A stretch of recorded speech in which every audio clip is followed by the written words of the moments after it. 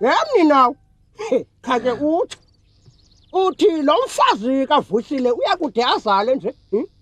Hayi mkhuluwa. Sukuthetha ngolhlobo kaloku. Thini? Khona utsho ukuthini? Hayi. Kungenzeka into kokuba livalo izinto zalo igqirhakazi. Iqinga ukuba sisilwanyana simbi esiya sithwele ngumfazi. Bendike ndathetha noVuyisile. Yini? Uthi uzimisela buke wathetha noVuyisile. Wazini lo? Uthwenqo ngempumlo ngumfazi. Ava? Uvela pha? Yonke into ethethwa ngumfazi ayivula. Akabuzi noma bekutheni kungathangana. Yonke into unyewe. Hayi suka. Mkhulu hayi.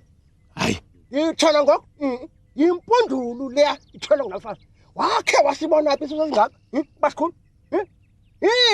Ufuna inzoda ephila. Jonga ke, jonga. Yamba.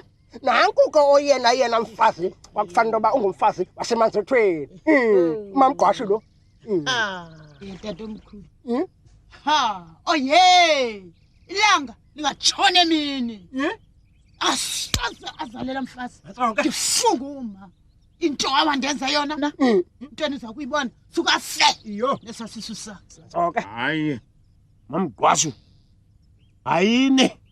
Akuthethwa ngolhlobo ngomuntu.